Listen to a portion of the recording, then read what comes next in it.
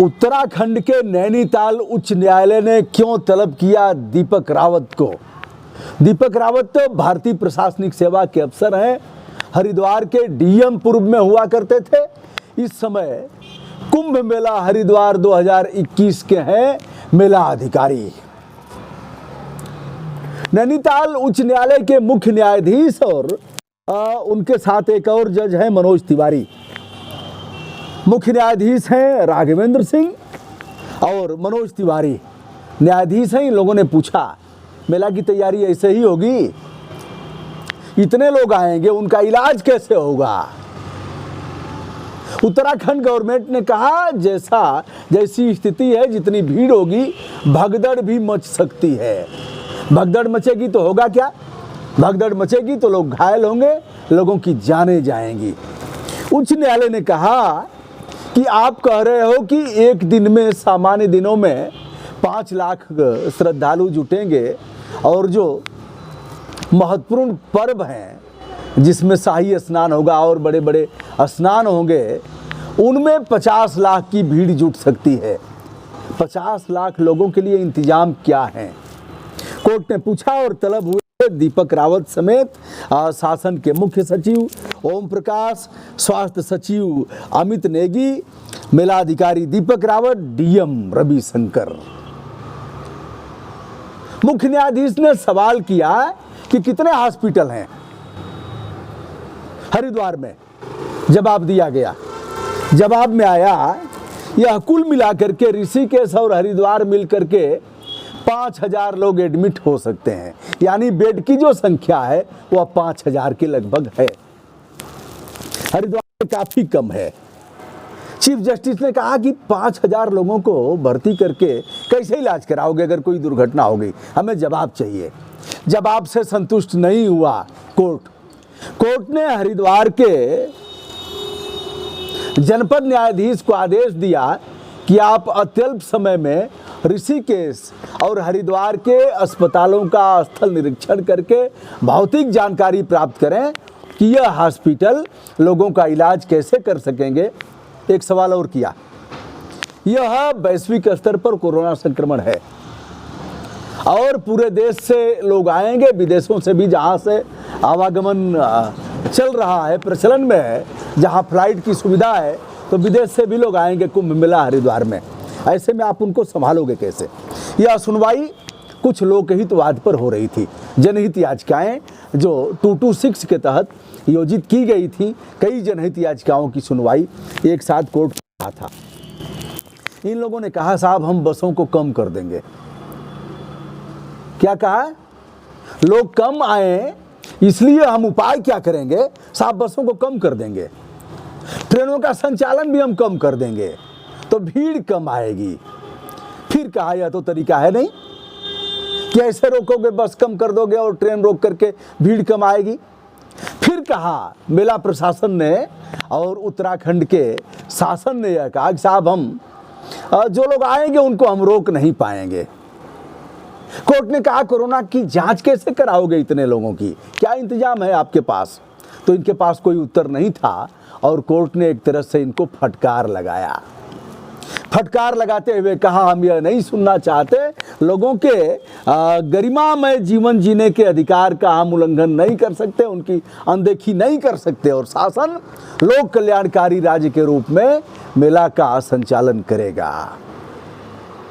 आप सभी इस बात से अवगत हैं कि 48 दिनों का इस बार कुंभ मेला है और 4 प्रमुख स्नान है, शाही स्नान है, 4 स्नान।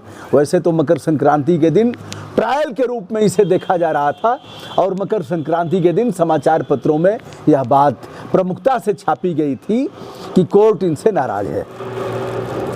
दोस्तों एक बात और चौंकाने वाली है, इन्होंने कहा हम जांच कराएंगे, रजिस्ट्रेशन कराएंगे, रजिस्ट्रेशन कराने के बाद ही हम मेले में घुसने देंगे और जो अगर कोरोना संक्रमित पाए गए तो उनको हम बहिरंग वापस कर देंगे।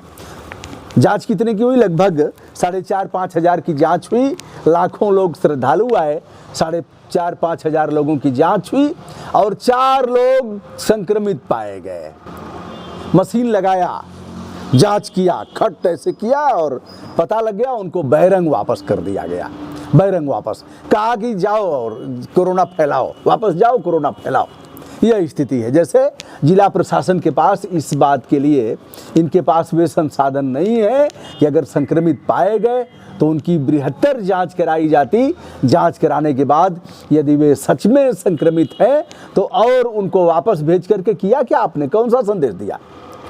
यदि वे संक्रमित सचमुच पाए गए तो आपने उन्हें वापस भेज दिया कि जिस बस में जाएं उस बस को भी संक्रमित करें, जिस ट्रेन में जाएं उस ट्रेन को भी संक्रमित करें। तो भैया 2 गज दूरी, मास्क जरूरी, और जब तक दवाई नहीं तब तक ढिलाई नहीं। यह ढिलाई नहीं है तो है क्या? अब दीपक रावत जो 2011-12 बैच के भारतीय प्रशासनिक सेवा के अफसर हैं, जो एक यूट्यूबर भी हैं, पूर्व के दिनों में हमने एक वीडियो किया था, यूट्यूबर बना मेलाधिकारी।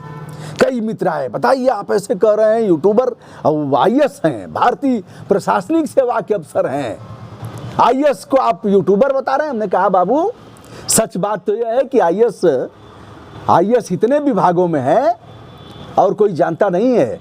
दीपक रावत को अगर कोई जानता है तो यूट्यूबर के नाते जानता है, क्योंकि दीपक रावत ने भारतीय संविधान के अनुच्छेद 19(1) में जो वाक और अभिव्यक्ति की आज़ादी है, जो उसके स्वतंत्रता का अधिकार वर्णित है, उसका प्रयोग बखूबी किया। दीपक रावत ने इस बात को जान लिया है कि हमारी बातें ग्लोबल स्तर पर संप्रेषित कैसे होंगी, तो उन्होंने सोशल मीडिया का सहारा लिया। यूट्यूबर हैं और उनको देश विदेश यूट्यूबर के नाते जानता है, न कि मेला अधिकारी और IAS के नाते, जिलाधिकारी के नाते जानता है। तो उन लोगों का जिनका सवाल था, उनका उत्तर एक लाइन में कि ऐसे तमाम IAS अफसर हैं, कौन जानता है? आपके यहाँ कोई DM रहेगा, 2 महीना 4 महीना रहेगा, आप उसको भूल जाएंगे। अच्छा, कोई बताएगा कि आपके यहाँ DM थे, पता नहीं कब थे भैया। अच्छा रहे होंगे, नहीं जानता है कोई। अब एक प्रदेश में 500-600 IAS हैं, कौन जानता है? 400 हैं, 300 हैं, जो भी जैसी स्थिति होगी। 200-300 से कम तो नहीं होंगे किसी प्रदेश में। ज्वाइंट मजिस्ट्रेट, खंड विकास अधिकारी से नौकरी शुरू होती है। IAS पहले खंड विकास अधिकारी होगा, IPS होगा तो थाने का चार्ज कुछ दिन लेगा, थाने पर जो कप्तान होंगे उसके अंडर में कुछ दिन सीखेगा, ऐसे होता है।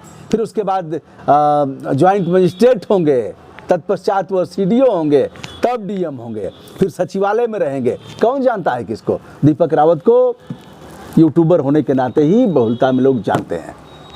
चलिए, लोगों के जो सवाल थे उसका उत्तर एक लाइन में। तो यह रहा, कोर्ट ने इस तरह का कहा है। इन्होंने कहा कि हम ट्रेनों को कम कर देंगे, बसों को कम कर देंगे, या कोई तरीका नहीं है। तो भैया कोर्ट अभी फिर सुनवाई करेगा और देखना है।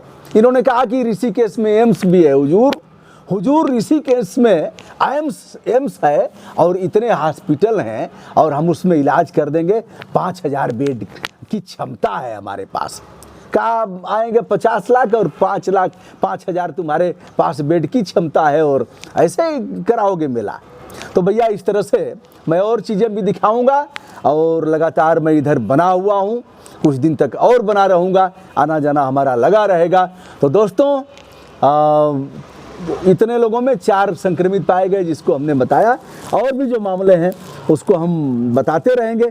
कोर्ट ने यह भी कहा कि क्यों नहीं एक जगह ऐसी व्यवस्था होती है जहां लाखों लोग रह सकें, 5 लाख लोग एक साथ रह सकें, उनके भोजन का इंतजाम हो सके और लोग गरिमा के साथ स्नान कर सकें, पूजा पाठ कर सकें और कुंभ में पुण्य अर्जित कर सकें।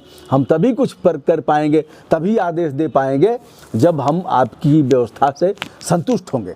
दोस्तों, मैं हूं Brajbhushan Dubey, YouTube channel Brajbhushan Markande BBM world से। यदि हमारे वीडियो अच्छे लगते हों तो मैं चाहूँगा, बोलता तो नहीं हूँ लेकिन फिर अनुरोध कर दे रहा हूँ, हमारे चैनल जो ब्रजभूषण मार्कंडे BBM वर्ल्ड के नाम से है, उसे लाइक, सब्सक्राइब तथा शेयर करते हुए हमारा मनोबल बढ़ाएं।